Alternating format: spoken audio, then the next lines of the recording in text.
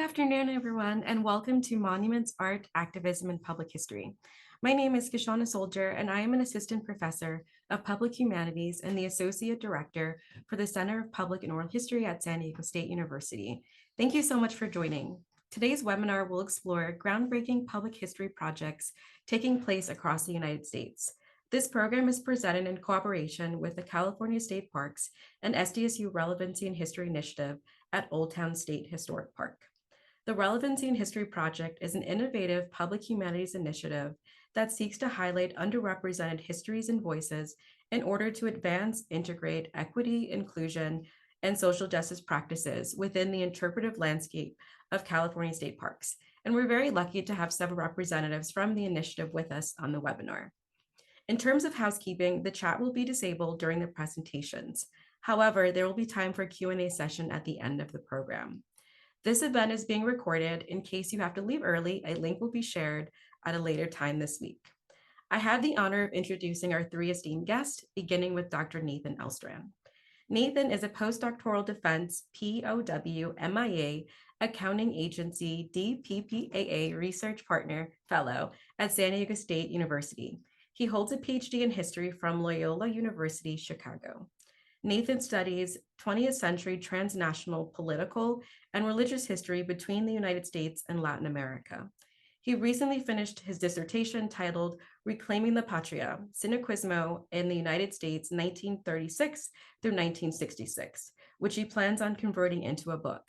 Nathan has had an interest in monuments for quite some time, organizing a program at Loyola University Chicago on the contested history of monuments, as well as teaching Monuments and Memory, the Built Environment and Historical Memory in San Diego at SDSU. Thank you so much for joining us, Nathan. Thank you so much to Dr. Kishana Soldier, as well as Dr. David Klein in the Center for Public and Oral History for hosting this event today. I'm so glad to be here with you all, and especially to be here with my panelists, Vinnie Bagwell and Angela Thorpe-Mason. It's great. I'm really looking forward to the program today. So I'm going to share my screen and we'll go from there.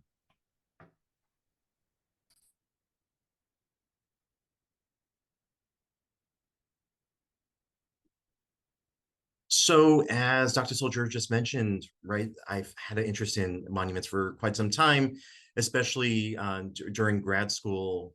You know, in the late 20-teens, this was this period of so much in the news about the contested history of monuments, particularly of Confederate monuments that we see in the South, but then also later on, having lived in Chicago during the beginning of the pandemic in 2020, not only contested history of monuments around the Confederacy, but also the contested history of monuments around Christopher Columbus and other historical figures who we've seen in a different light over time, right? With changing time, changing perceptions of these different historical figures.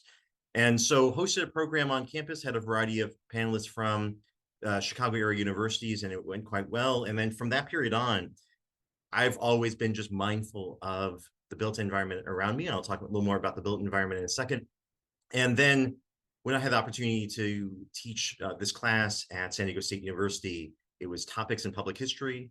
I had a variety of ideas, and ones that just came to mind immediately was monuments and memory. So focused on what exactly were monuments, digging into historical memory, and then focusing specifically on San Diego.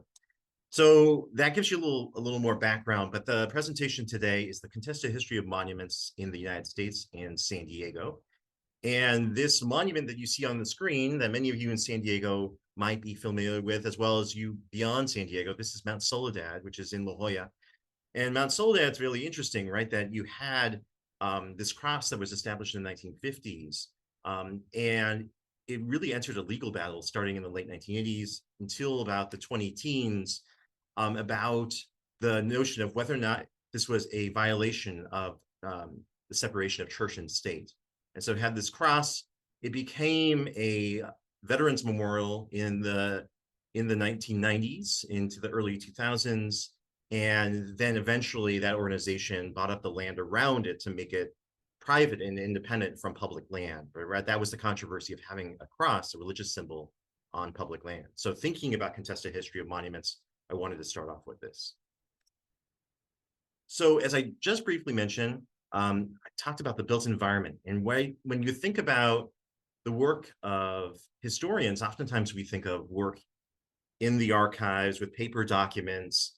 But ultimately, I mean, we can look at primary sources in different ways as well, right? Primary sources can be oral histories, between individuals, but that could also be the built environment. It can be the world around us. We can observe the world around us, the human-made constructed world around us, and note the difference over time. So just a definition here, right? The built environment is the human-made environment that structures our daily lives, whether it's in urban settings like San Diego, and as you see on the left, right, the Gaslamp Quarter in downtown San Diego, or suburban, exurban, or rural settings, right? How the environment around us is constructed is the built environment. And this includes commercial and residential buildings, government, finance, industry, services, streets, parks, transportation, and monuments, right? Monuments themselves are part of the built environment. They are part and parcel of representing certain interests in certain areas of these different settings, these different locations. And so some questions I always want people to kind of think about when we think about the world around us is how has the built environment changed over time, right? Even on this picture on the left, right, you can see that you have, historic buildings on the right, but then that they change in size, they change in presentation, and you can even see as you move farther down the street, the buildings become more modern, right? So that you have more newer development over time. How does the built environment shape communities, defining who is included and who is left out? And this is particularly interesting and particularly relevant to today's conversation, thinking about art, activism, monuments, and public history, right? That the monuments that we have seen in the past that I was referencing earlier in terms of Confederate monuments in Columbus, and we can even think about Junipero here in California, right? They really represent certain individuals, right? And they leave out others. There are other voices and other individuals in the past who are completely silenced as a result, right? So, and then the same thing could be said of communities too, right? That as communities have developed, as we see in San Diego, we see segregation in San Diego as we see in other parts of the country as well, right? That certain neighborhoods were allowed for some people and not for others, right? So thinking about what's represented and what's not. And considering that, right, is thinking about how monuments have always been contested, right? There's this notion that came up among commentators on television and social media the past decade or so that's saying that, oh, people are only contesting monuments in the recent past because of activism, because of Black Lives Matter and other activist movements. But that's not the case. Monuments have always been contested throughout human history. And there is this sense of permanency to monuments, yet they are always something that is kind of essentially impermanent. Monuments are not representations of US history, but rather forces of dominance and material resources. And when I'm talking about dominance here, I'm talking about the ways that identity shows up. So race, class, gender, sexuality, and so on, right? There are certain forces of dominance within those individual identity groups that are represented, and those that are left out in monuments. And so as I've been talking about, right, the contestation of monuments today is tied to these things I've been mentioning: Confederacy, Christopher Columbus, colonialism, as I mentioned with Junipero, religion, as you saw with the cross in Mount Soledad, and then beyond as well. And this image on the left here is another known monument, very well-known monument here in San Diego. It's the Cabrillo National Monument, honoring Juan Rodriguez Cabrillo, who was considered to be the first European to set foot on the West Coast. But it's interesting that he's being represented. And what about the Kumeyaay, the indigenous people of San Diego, right? So it's showing who is being represented and who is not. And what's notable about the Cabrillo National Monument is in its name, right? It's a national monument. It's part of the National Park Service. And I'll talk a little bit more about that monument later on in relation to the class that I taught last year at San Diego State. So one amazing resource that some of you might know about is Monument Lab. So I've never been involved with Monument Lab myself, but this is something I highlighted during my class. I want to highlight here today as well, because they did this wonderful study, a monument audit of the United States. But first, I'll tell you a little bit about Monument Lab. So Monument Lab is a nonprofit public art and history studio in Philadelphia, Pennsylvania, that cultivates and facilitates critical conversations around the past, present, and future of monuments. And really interesting, it often, it kind of takes more of the art history perspective towards monuments. And in doing so, really kind of breaks it apart and looks at monuments analytically across the board. And what Monument Lab notices is that symbols are connected to systems of power and public memory. So once again, coming back to the point I just mentioned, right, thinking about dominance. According to Monument Lab, a monument is a statement of power and presence in public, right? To even have a monument to an individual or thing or item shows that there were resources behind it, monetary resources, human resources to make it public in the first place. So Monument Lab did this amazing national monument audit a few years back in 2021, just literally a year after we saw in 2020 with all of the activism in 2020 tied to Black Lives Matter and wanting to take down various monuments that were representative of white supremacy in the United States.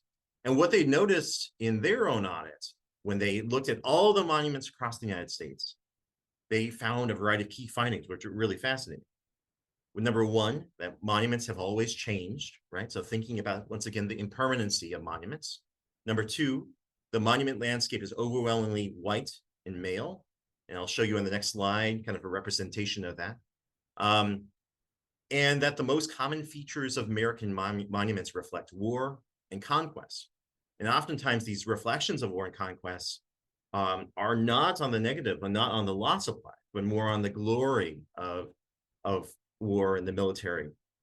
The story of the United States is told by and number four, the story of the United States is told by our current monuments misrepresents our history. So if you were to simply look at monuments around the United States, you wouldn't get an accurate picture of United States history, but rather you get a very kind of slanted perspective of the nation's past. And this National Monument Audit also considers past and action steps for the future. So I'm going to show you here, I mentioned how the monument landscape is overwhelmingly white and male. And these are the top 50 individuals who are featured in monuments nationwide, according to Monument Lab in their National Monument Audit. And it's interesting, right? You can see that there are some people of color, but as a whole, right, if you look at this image here, this is almost exclusively men, and it is grand majority white of who's being represented. You do have large part national figures in the United States, and then you do have people who are tied to colonialism and exploration, but then you also have people tied to religion as well. But you see it's overwhelmingly white, overwhelmingly male, and then you can see, maybe one or two women in the mix, right? Such as Harriet Tubman, but that's about it, right? So it's very much skewed. These are the people who are being represented in monuments across the United States. And so they have this great website, which I would recommend you all check out. So if you just simply Google National Monument Audit, this will come up. And there's this interactive website. I'm not going to delve into the website itself, but I'm going to show you some screenshots so you can get an idea. What is interesting here, right, the darker spots on the map are more active counties where you have more of a stronger kind of percentage of representation of monuments than others.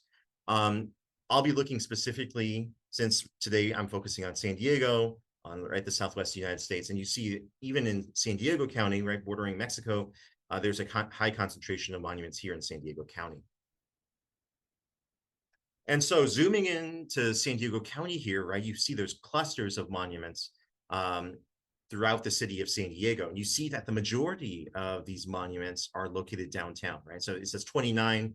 If you were to go to the website and to click on this, there are a cluster of monuments right around the USS Midway, as you might know, tied to the military and honoring veterans. But once again, that kind of fits into what the National Monument Audit showed, is that so much is tied to this history of war in the United States. If you were to go right downtown around Horton Plaza, you would see Alonzo Horton, who was really kind of the first Anglo developer of San Diego. But you would also see a statue of Pete Wilson, right? So two white males who are reflected in the history of San Diego. And if you were to go up, you see where number 11 is on the map. That's Old Town San Diego. And I know there's some folks from Old Town here today. Old Town very much has certain representations of the colonial past, including there's a cross to Junipero Serra, as well as a monument to the Mormon Battalion in Old Town as well, right? So thinking about what's being represented, once again, war, colonialism, and less of other voices as well. So that gives you a little bit of idea of focusing on the Monument Lab and National Monument Audit. Next, I want to shift into focusing a little more on the class that I taught. So as Dr. Kishana Soldier mentioned, right, I taught this class. It's called History 587, the Built Environment and Historical Memory in San Diego. And so this course description that I included off the bat for the students says this: what exactly is a monument? What is memory? How are both important in our everyday lives, especially in the context of San Diego? The city has not been immune to discourse around monuments. This course will utilize monuments and memory to examine the built environment in San Diego over time. And so in this course, I focused on two themes. I focused on San Diego and the US-Mexico borderlands, and very much given its positionality in the southwestern United States, being part of this conurbation with Tijuana. And then another theme as well, which I've mentioned a little bit already, is San Diego and the military. That San Diego has had a large military presence definitely since the early 20th century, presence of the Navy, as well as the presence of the United States Marine Corps as well. And so through this class, I focused on going over and really breaking down what exactly were monuments, thinking about monuments critically, then going to memory studies. The second half of the course was about the local history of San Diego County, but this all culminated in a digital humanities research project. So I partnered with the Digital Humanities Center at San Diego State University and Dr. Pam Lack, and worked with her and her staff in developing a Omeka-S website. Omeka-S is a great digital humanities platform if you're interested in using it, that students could create digital exhibits. And so in this class, students worked as part of a group on a digital exhibit on a local monument of their choice in San Diego County. Each group chose and conducted research on its background, what prompted its construction, what was it meant to represent, how was it received, how has its meaning changed over time, and what discussions, debates exist now or lack thereof, right? So critically analyzing, delving into this contested history of monuments locally in San Diego County. And you can see on this image on the left, these are some of the monuments that were featured in this website. So you will see off the bat, that monument I just featured was the Cabrillo National Monument. We also have the Woman of the Huantepec. We have Chicano Park. We have the San Diego Presidio. We have the Japanese garden in Balboa Park as some of them. And I'll show you the website momentarily. So the web exhibits, this is how the website is structured, and I will share my screen and end my presentation showing you the website and what the work that students did on this website.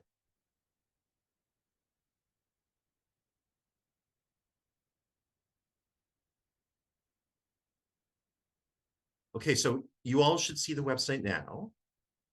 And so here, like I said, I partnered with the Center for Digital Humanities at San Diego State University, and this gives you kind of a little background on the image of having all the different monuments here, and a little background about the class, the digital exhibits, and then crediting all the individual students who worked on the respective projects. And in total, there were 6 different groups that focused on different monuments. And as I mentioned, you had Cabrillo National Monument, Chicano Park, the Japanese Friendship Garden of Balboa Park, the Presidio, the San Diego State War Memorial, and the Woman of the Huantepec. One that I'm going to focus on is Cabrillo National Monument.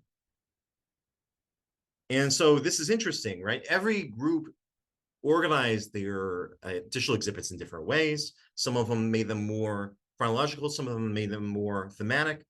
But in the case of the Carrillo National Monument, they focused on the chronological, showing different images of the Carrillo National Monument. And this is a little background overview about Cabrillo himself and what people should expect when viewing this web exhibit. Then they go in over time about the founding of the monument. And then they kind of delve further and further into time. And you see that they're incorporating along the way in different images, right? So making it almost like a physical monument in that, excuse me, a physical exhibit in that sense. But one thing I really want to kind of highlight too is that today, right? So I talked earlier about how Cabrillo is this European explorer who's being credited as one of the first Europeans to set foot on the West Coast. But what's interesting today is that the National Monument and the National Park Service more broadly has responded to activism and concerns of the public, right? There has been more of this push to focus less on European colonization and more on the indigenous peoples who have been left out of this history, more on the Kumeyaay, been left out of this history. And so one of the things that they noticed when they went to the visitor center is that the National Park Service has addressed concerns about Native representation. And you can see here, right, they created a little slideshow showing the different ways that the indigenous people were affected. And then you can also see artifacts of the indigenous peoples themselves, right? Not only thinking about them in the past, but that they continue on, they thrive today here in San Diego County, which is very interesting to note too, that San Diego County has more Native American reservations, more public kind of representation than other places in the United States. So then give you an idea of kind of projects that students did by focusing on that. So I'm going to close there, but that gives you a little bit of the History 587 Monuments and Memory class. And thank you so much for listening. Appreciate your time. Thank you so much, Nathan. Really appreciate you. And I hope we've begun to spark some questions later on for Q&A. So next we have Angela Mason, who is a cultural heritage leader, public historian, and scholar. For over a decade, she has worked to share stories of the Black Southern experience and to amplify histories of marginalized communities in archives, museums, and in historic sites. Currently, she serves as the executive director of the Pauli Murray Center for History and Social Justice in Durham, North Carolina. She attended the University of Florida, where she earned a Bachelor of Arts in History and a minor in African American Studies, and then later went on to receive a Master's of Arts in History with a concentration in Museum Studies from the University of North Carolina, Greensboro. Angela, thank you so much for joining us. Thank you so much, Dr. Soldier. Give me just a moment to pull up my slideshow. Really honored to be here with you all today.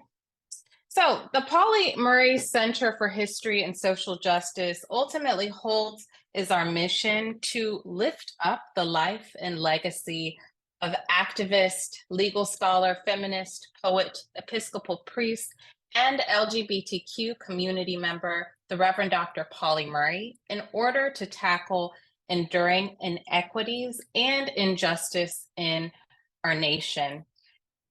Reverend Dr. Pauli Murray was a Black, queer, gender nonconforming human rights activist during the 20th century. And I'll give you just a bit about their expansive work in life.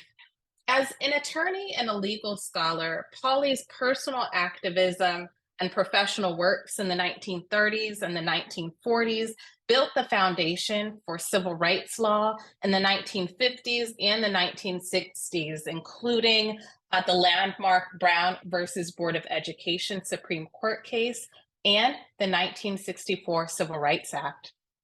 As a feminist, they co-founded the National Organization for Women and advocated for the rights of Black women. As a poet and an author, Pauli's works explored the Black American experience. And as the first African American woman ordained as an Episcopal priest, Reverend Dr. Pauli Murray leveraged faith as a reconciliatory tool for communities. And Reverend Dr. Pauli Murray grew up in Durham, North Carolina. So they are a child of the South. They grew up in the home pictured here that was built by their grandfather in 1898. And this home now anchors the Pauli Murray Center for History and Social Justice. In her writings, Reverend Dr. Pauli Murray actually frames this home as a monument. I think as we consider the landscape of historic places in our nation, consider that 3% of historic spaces in our nation honor the stories of Black people, 1% amplify the contributions of women, less than 1% honor the LGBTQ experience. We can think of this sacred space, Pauli Murray's childhood home, as a monument to African American community building in the South and to Black queer life. I'll offer that ultimately it is this home, this home that Pauli Murray frames as monument, that inspired local activism in Durham, that birthed and sustained the Pauli Murray Center for History and Social Justice, largely through art.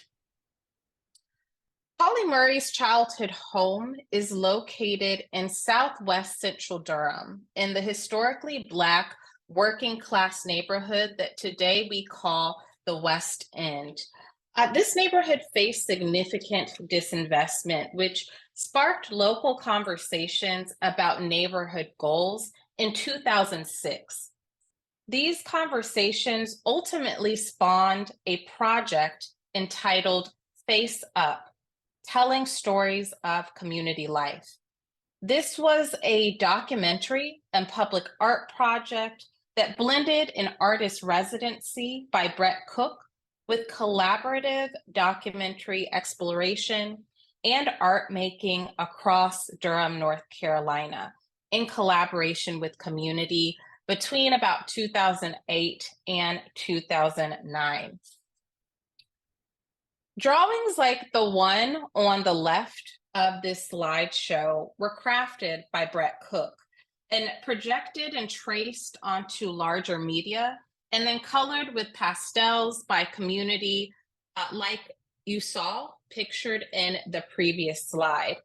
These pastel murals were later transposed onto different buildings across Durham, North Carolina. And ultimately, this project included 4 Pauli Murray murals, many of which, or most of which, are still visible today. You'll see an example of that mural on the right of this slide. Remarkably, it is this project, the Face Up project, that catalyzed local activists and advocates to preserve Pauli Murray's childhood home, which at the time of the Face Up project was slated for demolition.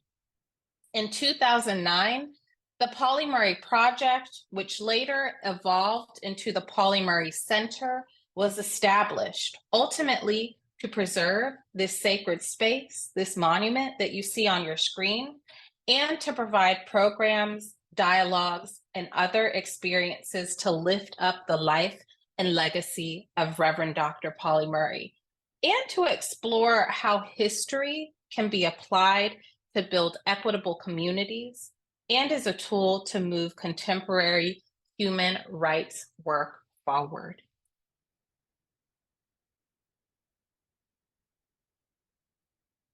So I'm going to talk to you about some of the work that we're doing now. We are honored to carry forward this tradition of using art and creative practice to connect people to Pauli Murray's life and legacy, and to connect people more deeply to, again, this home, this physical space that Pauli Murray described as monument. Ultimately, art and creative practice are integral to our approach at the Pauli Murray Center for History and Social Justice. So I'll take a bit of time to share examples, again, of how we carry this tradition forward today.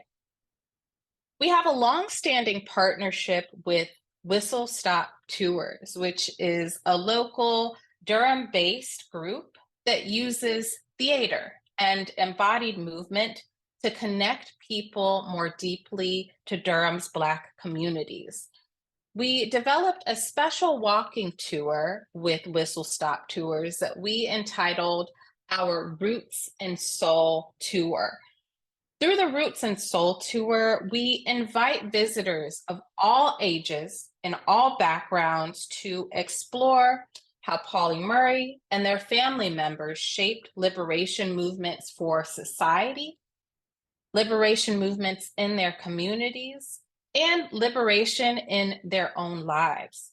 We make many stops along our route, including to Pauli Murray's childhood home, a Face Up Pauli Murray mural, a historically Black church built by Pauli's family, and an all-white cemetery that is built on what was once Black land. These places are monuments to some or many. Other of these places that I mentioned, specifically a place like that all-white cemetery, I think are exercises in how we can strip power from monuments that have caused harm to our communities.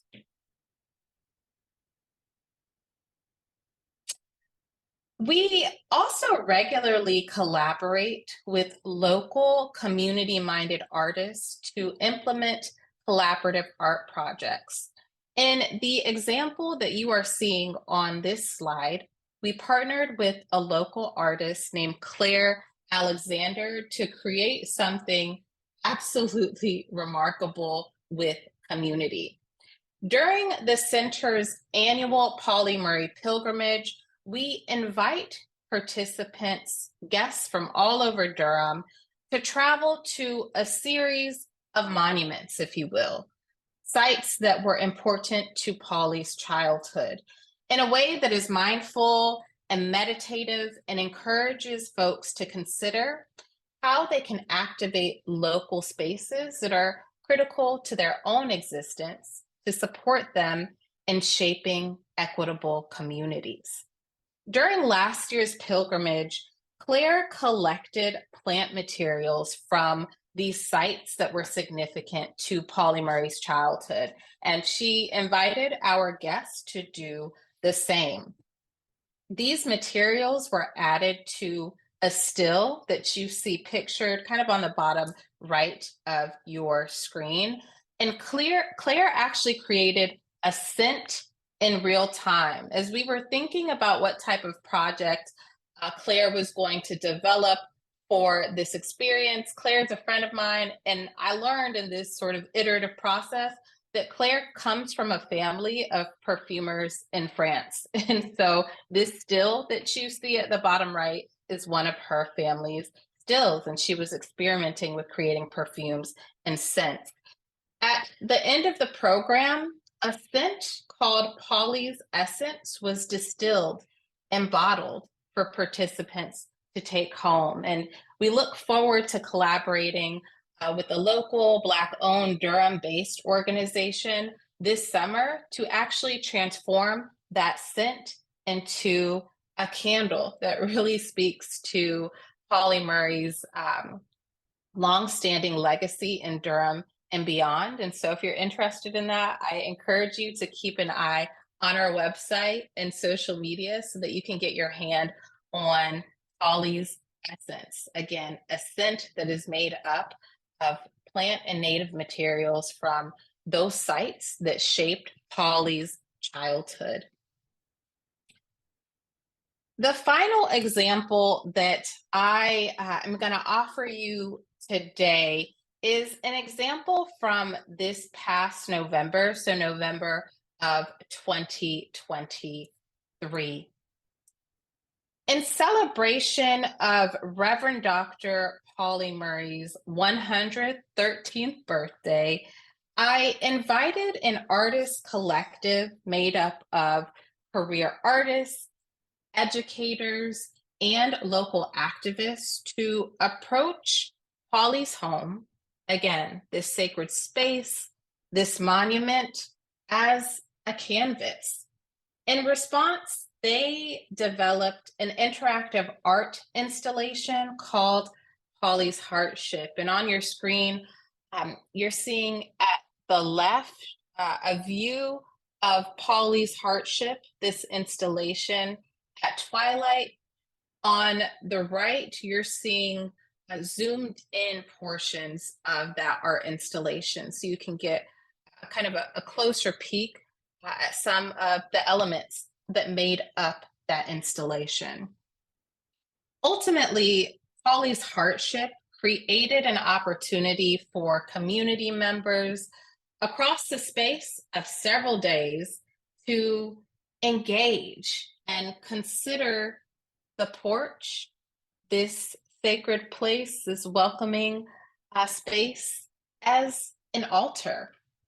Folks were invited to leave offerings on the porch that represented radical release, transformation, and our collective effort to shape a free, inclusive, and equitable society. And it was an incredibly powerful experience to see folks from neighbors to people from on the other side of Durham, North Carolina, travel again to this monument to leave their offerings as a part of this public art installation.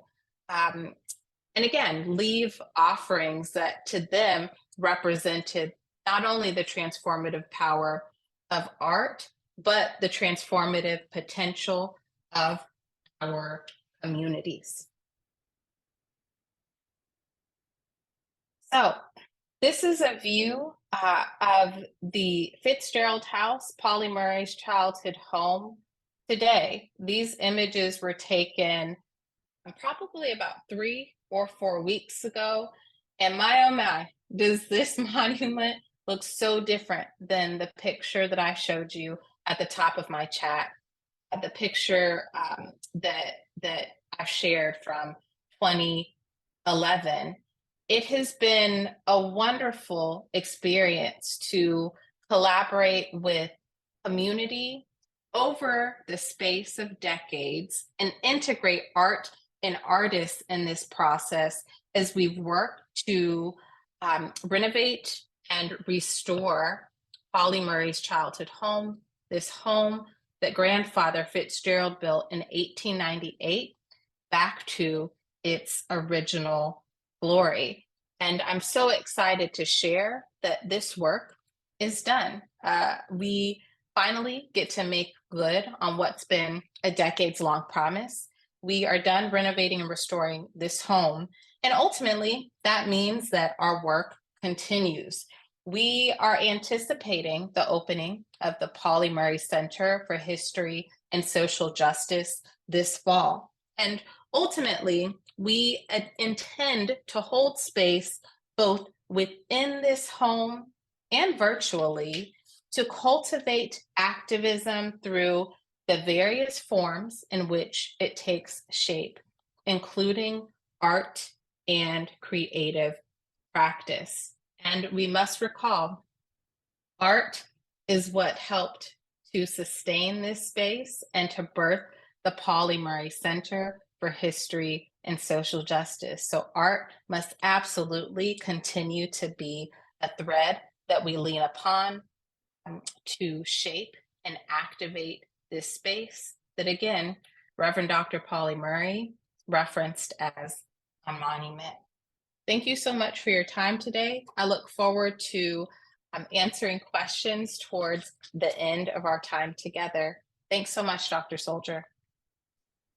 Thank you so much, Angela. I'm so excited to start Q&A. I'm like, I already have about 5 questions in the queue, just thinking about a 10-year process to think about a physical home as a monument. to Reverend Dr. Pauli Murray. Lastly, I'd like to introduce Vinnie Bagwell, who has a long and illustrious career. So I can think of no better person to kind of close this out. Vinnie Bagwell is an American sculptor and author. She is credited with reframing public art to include historic Black images. Bagwell has won numerous public art commissions and awards around the United States. Her first public artwork, The First Lady of Jazz, at the Yonkers Metro North Amtrak station, was commissioned by the city of Yonkers. It is the first public artwork of contemporary African-American women to be commissioned by a municipality in the United States. In 2021, Bagwell completed the Enslaved Africans Rain Garden as an urban heritage public art project featuring 5 life-size bronzes for the city of Yonkers to commemorate the legacy of the first enslaved Africans to be manumitted by law in the United States, 64 years before the Emancipation Proclamation. She will also begin creating Victory, an 18-foot angel outside of New York City's Central Park. Bagwell's work has been commissioned in Connecticut, New York, the District of Columbia, Tennessee, Maryland, and most recently Montgomery, Alabama, amongst others. Even more recently, director Ruben Santiago Hudson requested that Bagwell create the piano artwork for August Wilson's play, The Piano Lesson on Broadway. Thank you so much for joining us, Vinnie. Oh, it's a delight. I want to thank you for including me in this. I learned a lot. The audit, I did not know about that. That was important. And Angela, can't wait to talk to you about the public artwork that's coming to the house. Anyway, hi, I am Vinnie Bagwell, and I am a storyteller. I mean, if you know me, I've got lots and lots of stories. These things always take longer than you think. The Enslaved Africans Rain Garden is a project that I initiated. Took me 10 years to create the funding and create the artwork. So I know about these long hauls.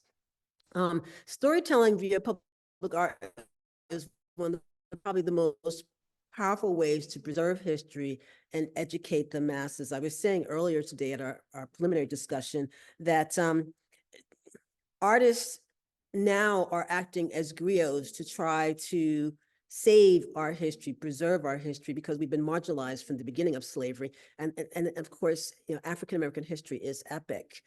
Public art freshly reveals and acknowledges the humanity of the victims of racism. We are still trying to explain to people that Black lives matter, that Black people are people too. This is an ongoing adventure. You know, it's not like you arrive, it's continuous. Coincidentally, that is Sojourner Truth's 5th generation grandson. You'll be curious to know that her whole family is nothing but artists, good ones. And they were watching me before I even won this commission. So for them to come out the woodwork really humanized her, because it hadn't occurred to me that the icons had families. So over the course of the last really 5 years, I've met Sojourner Truth's family, Harriet Tubman's family, Frederick Douglass' family, and it makes them so much more powerful when you remember that these were real people. And so it broadens our understanding of Black injuries and generational suffering. You know, sometimes people wonder about what's wrong with Black people, and slavery is what's wrong with Black people. You know, a lot of what we are experiencing today is a residual of being, well, oppressed. And so I, in this process, have become a steward of this nation's memory. When you're gifted, I mean, really gifted, you have to wonder, what does God want you to do with the gift? I mean, you can't think that it's random. And so, of course, I didn't start sculpting until I was 36, and I seriously thought God had changed his mind, because sculpting came immediately, stunned me. And so my style is anchored in naturalism. I did not go to art school. I am untutored. My daughter went to art school. She's like, it's not realism, Mom, it's naturalism. I'm like, okay. And so it's defined by candid portraiture. If you know any photographers, I'm like them. I don't like grip and grins. I like people looking like people, being natural, in motion, doing whatever their story is about. And so I use bas-relief techniques to expand storytelling, to inform the viewer. The piano lesson, this particular sculpture, actually it's 2 sculptures on the front and the side of the piano, was commissioned by Ruben Santiago Hudson. He was given the opportunity to do August Wilson plays. And his whole thing was that he wanted his actors to be able to look at the piano and know their lines, and to not have to try to remember the whole story, because the piano is the story. And so you have all this visual information to create visual intrigue and drive a story. And my personal goal is to snatch your eye. I'll make you look. The question is, how long can I hold your attention? How much information can I share with you in the process of your looking at an artwork? And so I use polished or incised granite to create intimacy with the viewer. You look down, you're like, oh, wait, that's the Sankofa. And oh, that's the Sankofa language and Akon. And oh, this is what it means. It holds you and makes you wonder, and the details matter. This is the paper that Frederick Douglass is holding in his hand, and it's legible. So it says, until the American people stop using color as the bar and measure of respectability, this discussion must go on. And if you know Frederick Douglass, there's a rant that goes on after that. So the rest of the speech is incised in the granite that goes around the sculpture. And again, it's at Hofstra University, a place of higher education. The goal is to educate people to unlearn hate. And so my subjects have souls. It's really interesting how social media has helped me to understand how my work impacts people, how people feel about them. This is a bas-relief wall hanging, and people just love the image. Now, of course, it came from a very iconic photograph, but again, the question is learning what is visual power, what makes an impact, how do you influence how somebody thinks or feels just by creating, well, a visual artwork. And so the goal is to speak to the viewer. And they're meant to be engaged. My artworks are usually life-size. I don't really like to go larger than 8 feet. I want people to do this sort of thing. This is Clayton LaBeouf. He is an actor. You may recall him from an ongoing role in The Wire, among other things. These are his daughters. They live in my neighborhood. And so, people send me images, gathering around the sculpture. That's let me know the sculpture is working. And so my goal is to design truly memorable destinations. This is the Enslaved Africans Rain Garden. It's on the Hudson River here in Yonkers, New York. It takes up almost an acre of land. Every now and then I go down there, and it's always people always wandering around it, touching, talking. Sometimes I find kids using it as a jungle gym. That's not the goal, but at least it says to me that the sculpture is magnetic and has drawn, a child to it. And hopefully, maybe in the process, they might learn one thing.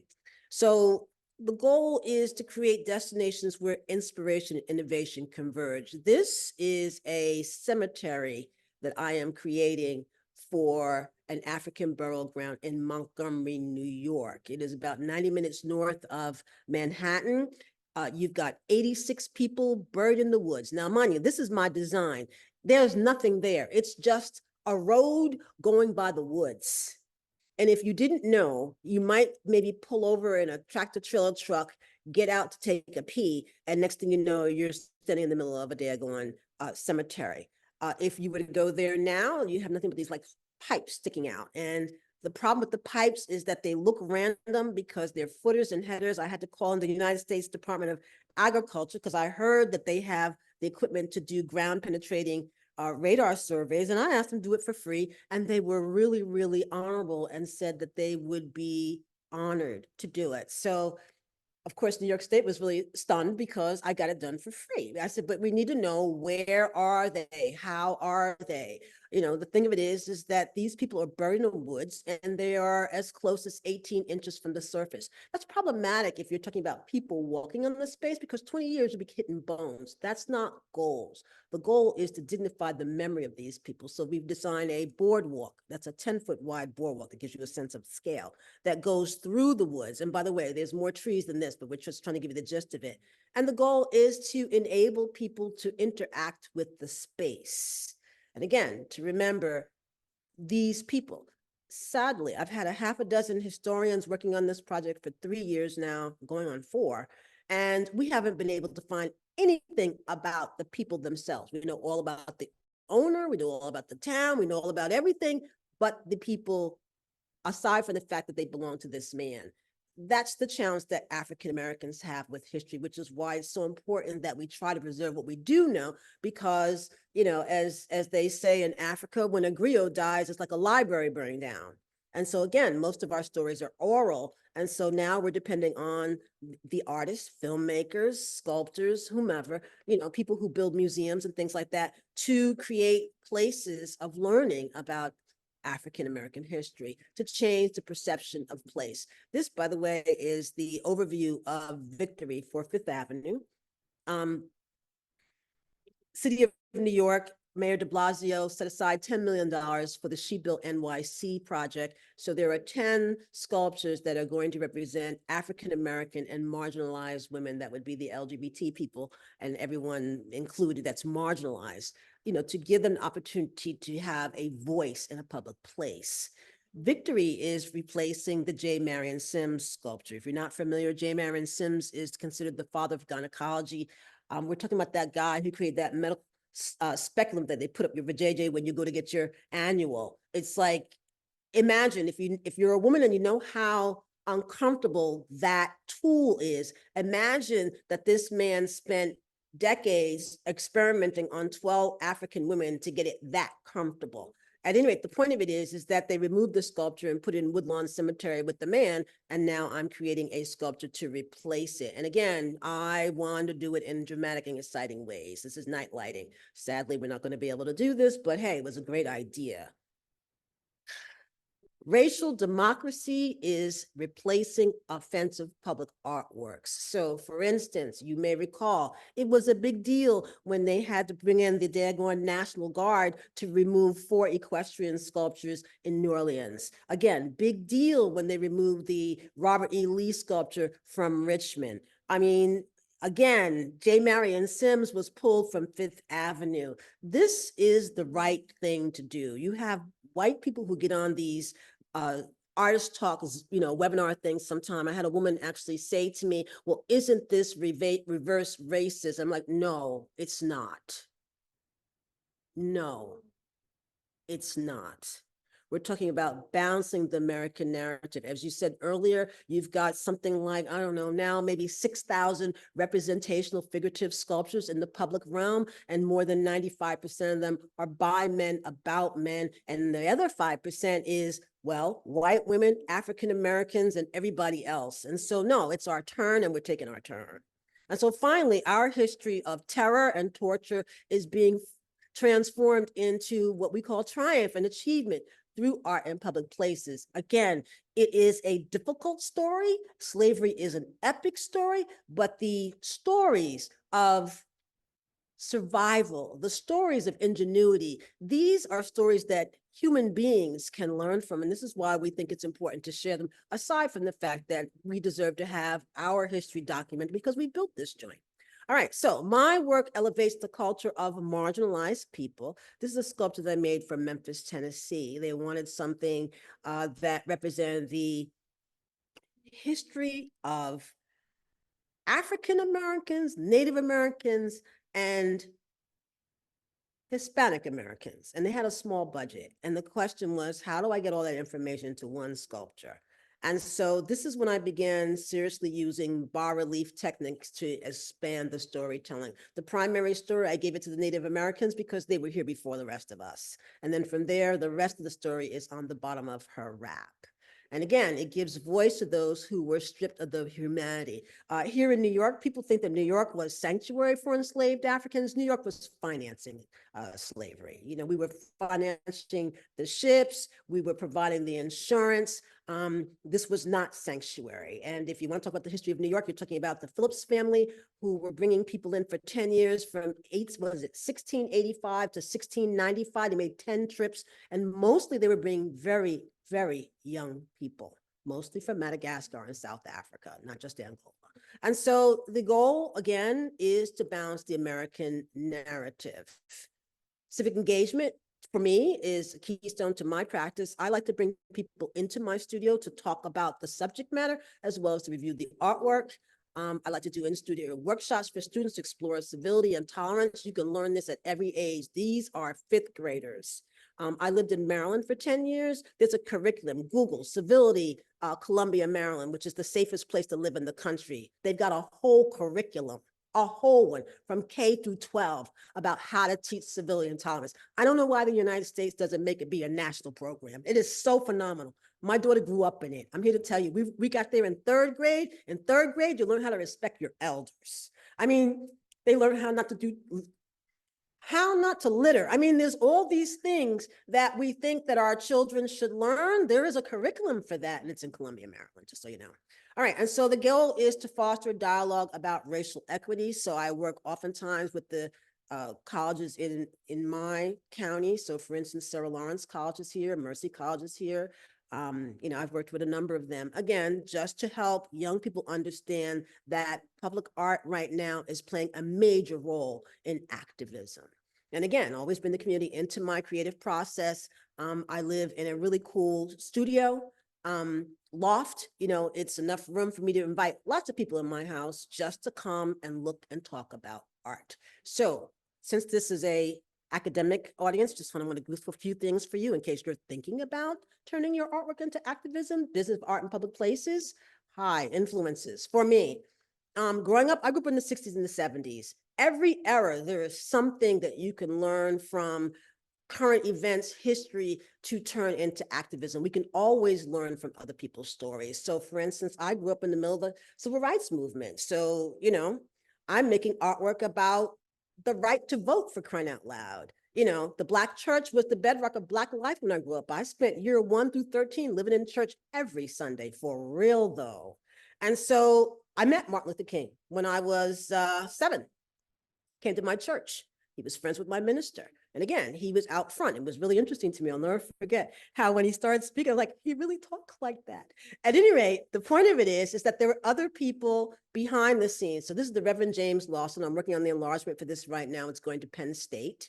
And it's really cool because I said to them, you really should invite all the people that were involved in the civil rights movement. You should invite their families. It hadn't occurred to them. So of course, they're now trying to reach really 30 some odd families to bring them to the unveiling of this sculpture, because these people were an amazing cadre of people. And the fact that they are now legends and some of them are still alive, it's like they should have a reunion, one good time to see, well, their image on a public artwork, because as you can see, there are faces all over the front and the back of his jacket.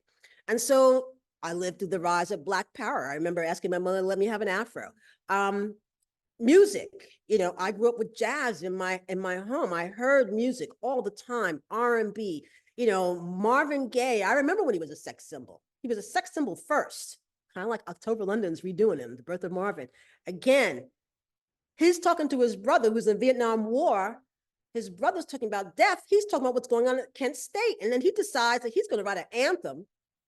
Berry Gordy didn't want to do it. He don't care. He gets somebody on the radio to sneak it on the air. And of course, it goes global and it goes, I don't know, quadruple platinum, whatever the case may be. Marvin Gaye took his platform and became an activist. And we loved him for that. And that's why he is who he is. Hi, when I was growing up, we only had Ebony, Essence, and Jet. What's really interesting now is that you guys got the internet, you've got Google, you got a lot of things influencing you. You got hip hop, you got a bunch of stuff. The question is, what matters to you? And how does that inform you about aesthetics? I went to a historically Black school where they taught Black excellence every day. Mediocrity was not optional. Mentors, I recommend, if you don't have one, get you one. They provide directions, strategic planning, more general instructions. This guy's 20 years my senior. I'm 66 now, he's 86. I still call him just to run things by him and laugh, because again, the fun thing about aging, and you're going to figure it out in a minute, is that you're going to be the same person at 20, 30, 40, 50, 60, 70, 80, 90. You're going to be the same person living in the same body. It's just the body's going to age. And so, hey, I'm going to say to you, don't be afraid to talk to somebody who's older than you if they know something you want to know, because it's more fun than going to school. I'm here to tell you. At any rate, professional development, branding, signature development, logo, format, documentation. It matters what you look like because, again, you're trying to be a professional, trying to be credible. Perfect writing. My first mentor was the chairman for the English department in my high school. I took 10 Englishes in high school, 10, 2 every year. Mind you, I got in high school in 8th grade. So we're talking about, in New York, we have something called Regents Diploma, which is advanced placement. So I took AP English every year. And then there was, oh my goodness, persuasive writing, creative writing, critical thinking. Learn how to write. my mentor said, I want to make you be a writing athlete. By the time I got to college, writing was so easy. It was easy to do papers, easy to charge somebody to do their paper. I'm just saying. When I got out of school, there was a period where I realized, hey, I could write. I applied for a job and got a job writing for the newspaper. I'm just simply saying, if you haven't perfected writing, pick up the Chicago manual style, learn how to do punctuation, learn how to write correctly, learn how to write well, learn how to tell a story. Public speaking. Hi, I live near the train. Get comfortable, develop your sales pitch, become fluent. Oh, and charisma. I studied charisma for a solid year. Learn how to woo people. And of course, community relations. Start at home, then go global. My first public artwork, Ella Fitzgerald, is across the street from where I live right now. It's in my neighborhood. It's in my town. Do something for your town. Community relations. Again, it was wild for me when Sojourner Truth's fifth generation grandson decided he's going to spend the night at my house. I put an air bed on the floor and he slept at the foot of the sculpture. And all I could think was, that's Sojourner Truth's great grandson sleeping in my house. That's so deep. Public relations, develop relationships with the press, keep them in the loop. You got something that you think that's, I don't know, a human interest story, something you think that they're going to care about, make friends with them and keep them in the loop because you never know when they can help you get your story out there. And of course, social media, work Instagram, work Facebook, and hey, work YouTube. If you haven't been to my YouTube channel, hi, check out Vinnie Bagwell on YouTube. You scroll down, it's by subject. It's kind of interesting. At any rate, team building, oh my goodness. So you're gonna need attorneys, a publicist is nice, editors, if you haven't learned how to write, it's always nice to have somebody perfect your stuff for you. I'm pretty good, but I still believe in editors. Photographers, I'm talking about professional people, not point and shoot with your camera. Hire somebody who has some experience with lighting and content and context. Make a budget for professional photographers and videographers, please. And digital, changing the game. Oh my God. So team building. Originally, we were using enlargers. This is a dying art. It is a lost art. This guy just retired last year. So now we're talking about digital engineers, scanning sculptures. Oh, 3D sculptures in the computer. You can now make a sculpture in the computer, which is a whole nother skill set. Call me back. I'll be happy to talk about that some other time. Again, creating and refining details in the computer is a whole new skill set. It's a little scary, but I'm learning. Resources. Hi, can you read these books, please? These are must-read books. The Intuitive Way is about intuition. And a lot of times when I have my artist talk, I talk to the fifth graders and I'll say to them, okay, turn to your neighbor and tell your neighbor what you think intuition is. I'll come back. And of course, when I come back, they all have ideas about what intuition is. I always say to them, the professionals, the people who write the books, they all agree. Intuition is the voice of God. And they are not talking about religion. They're talking about reality. And there's something living out there. It's in your head. You hear it just fine. The voices, let's talk about that too sometime. At any rate, The Intuitive Way, a remarkable book. The Artist's Way. Julia Cameron is the ex-wife to Martin Scorsese. She is considered the leading authority on creativity in the country. The Artist's Way is a 12-step program to learn how to break blocks. Get out of your own way. Learn how to manage your fears. Learn how to follow through with your ideas. Learn how not to be afraid. Learn how you got messed up, because I'm here to tell you, people mess you up. Sometimes it's your parents, teachers, friends. You know, life is really, really wild and wicked. Learn how to get clarity. These are two of the most important books you can read if you're a creative trying to live a creative life.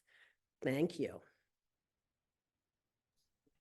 Thank you so much, Vinnie, for both your presentation on your own work, but also giving some suggestions and ideas for especially the students who are also on this call, some inspiration on where to begin thinking about not only their own artist work, but also how to communicate with the community. So at this point, we're going to transition to our Q&A session.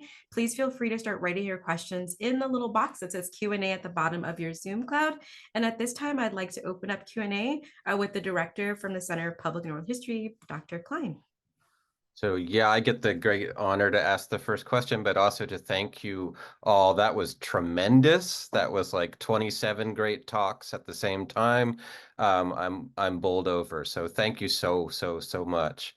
I want to ask, I hope this is not too much of an in the weeds question, but I want to ask about scale and placement, scale and place, and where and how they matter. And there's one, I want to start with just a quick example that Angela might be familiar with because it's right, you know, down the road from you over on the UNC campus, University of North Carolina, Chapel Hill. They unveiled in 2002 a sculpture called the Founder's Table. And the idea was to embody the unsung and unknown African-American laborers who built the campus. And what it is a round table, the base of which are African-American figures holding up a smooth top table and then stones around it as seats. The figures, however, are about 12 to 14 inches high. When you sit at the table, you sit on sort of a stump of a tree. So the table itself is about knee height. And it's a really... Where is it located? I'm sorry, because I'm Googling and it's not coming up. It's What located, if you look up Founders Table, UNC Chapel Hill. Okay. And I just Googled it, so I know that you will find it. And the interesting thing is it was a class gift to the class of 2002. The intention was obviously very good. The sculpture is good. The scale is tiny. And what ended up being was an actual functional table. So people sit down and they're eating on top of these people, right? And so the reception of this was not at all what was expected when it was created. And I think it's really fascinating. And so I wanted to sort of use that example, but then ask, because I was struck, Vinnie, when you said that you go life size. Clearly, you go in some cases bigger than life size. Placement is obviously very important too. Some of your works are in incredibly, you know, prominent public places, and others are a bit more out of the way, and you sort of encounter them. Maybe you're not expecting to encounter them, and there's something there. I think you know, scale and placement too, with Nathan, with like the cross on top of the hill, very obvious. Some of the other sort of more colonial sculptures that we have around town, where they are, is interesting. And then Angela too, because I was around, you know, gratefully I was around when that project started, that you have now taken into the sky. And you know, big prominent scale and placement at first with those murals, but then moves in and throughout a community and takes on new shape, you know, in terms of a physical house, as well as other representations. So a lot there, but the basic question I'm asking is Can I take a about stab scale at and it? placement. Yeah, Can I take a stab at it? Yeah. This is my first time seeing it. My first reaction is positive. I love it. I think it's a great idea. And again, the idea was to create a functional table using I assume those are enslaved Africans as the foundation. I think it's very beautiful and it's very wonderfully executed, but I could see how it could be misinterpreted. So I'm going to say to you, this is where civic engagement is key. You need to talk to the community while you're trying to figure out what you're going to do. And I'll give you another even better example. The Martin Luther King Memorial in Boston. Oh my God. It was unveiled on a Saturday, and on Sunday morning, the daggone Washington Post people called me, the DC. I mean, we had a conference call the next day, and they were like, well, Ms. Bagwell, you know, what do you think? I said, no sculptors on that committee, and they didn't talk to the people. I don't have any sympathy for them. I don't know what you want me to say. Because really, if a sculptor had been on that committee, I mean, someone who actually creates 3D in the real world sculptor, they would have told them a few things. If they had talked to the Black community, they would know that you can't take the king's heads off and think it's going to be okay with us. Again, so I'm going to say to you that you know, if you're ever thinking about creating a commission for public art, particularly as it relates to African-American history, let's just be real specific, you need to ask somebody, like really, like you should definitely have an opportunity. Like, let's say if you're having a call for art, then you might give the community an opportunity to see the presentations of all the finalists, and all, by all means, weigh in. Let's hear what you think. You know, you let them, you know, write the little essays or whatever. But at that point, you can't say, we didn't know. You can't play the I don't know game. Okay, this is not, understand it. Public art is not curatorial art. Those are two different kinds of art practices. A curatorial artist will say, hi, this represents the clarity of the African-American, I mean, whatever I want to say. And that's what I mean. And I'm going to put it right here for you to look at it. That's curatorial art. Public art is created for the masses. And mind you, if we're talking about African-American history, we're not just talking about for African-American people. We're talking about for the world, anybody who happens to come in your realm. So it should be relatable no matter who's looking at it. But since it's about African-Americans, enslaved Africans, you really should ask them how they feel about it before you make it and put it in their neighborhood. That's the answer to the question.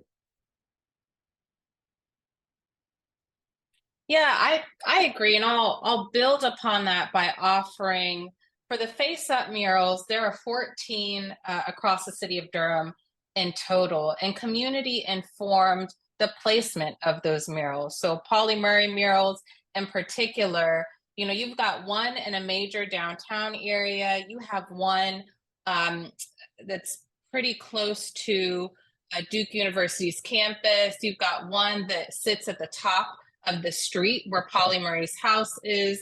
You have another in a prominent, historically Black and now contemporarily Latino neighborhood. And so again, they each have prominent placements. Fast forward to the future, however, when we're thinking about scale and place, a lot of folks in our community, or even from outside of our community, they're familiar with Pauli Murray, and they're able to point to the murals, but they're not quite able to point to the house. And if we think about how historically Black neighborhoods, especially in the South, are shaped by design, that's a really interesting conundrum to have, especially when you're trying to activate house or monument as a cultural space. We are located in what is called a pocket neighborhood, which means we are surrounded on most sides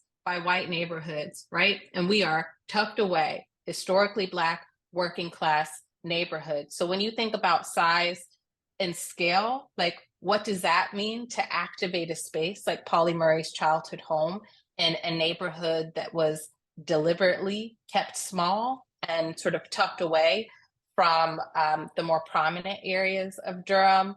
I'll also offer that in this moment, I'm thinking about size and scale as it relates to opening this space. What does it mean to scale up what for 10 years has been a historic preservation project to now a center for history and social justice without causing further harm to a neighborhood that has already been harmed, a neighborhood that's actively gentrifying? And so that is another question that we have to consider as it relates to size and scale. And to tap that back to Vinnie's offering, part of that work includes engaging with our neighbors to make sure that we are scaling up this work in a way that, again, is not going to cause harm to them.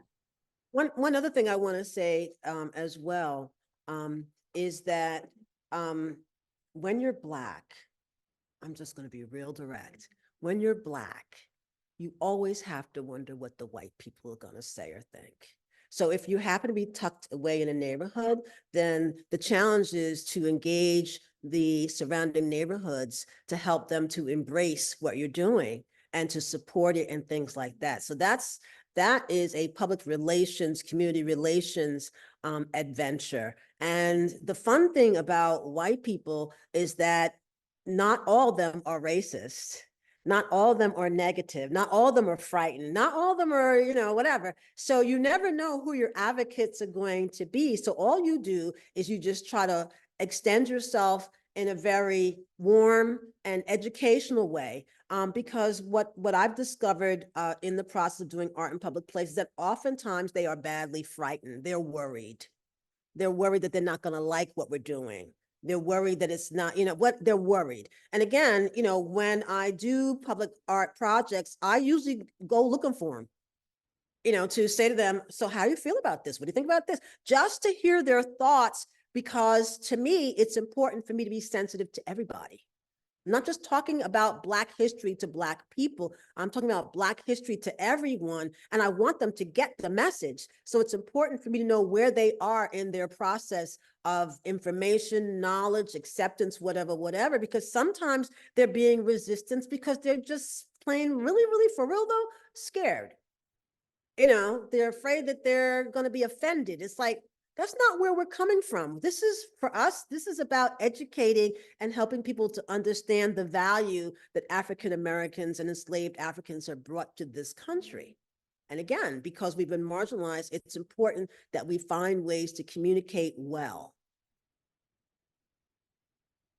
Thank you so much for that, Vinnie. We have a question from one of our partners at Old Town. So Nathan, I'd love for you to kind of open this up, given kind of your work, especially within the San Diego area. So Alexandra would like to know, she said, we're working through reinterpreting Monument Mesa, which is next to the border wall, which bisects a tri-national border.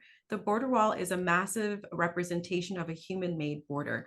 We're struggling to find a way to show the stories that cross this arbitrary border. We're really struggling to balance that scale. Any insights, thoughts, especially given your work and focus here in San Diego? Well, thanks so much for that question, Alexandra. That's a really good question and a really difficult question to ask, to answer more than anything else. But because Friendship Park has been such a notable site on Monument Mesa for such a long time, and then Friendship Park has recently been closed down, unfortunately, because of the federal government. So it's a matter of how do you kind of navigate that kind of government bureaucracy into itself. I know that on the site on the Playa de Tijuana, I have a colleague who's been very involved in really painting a mural on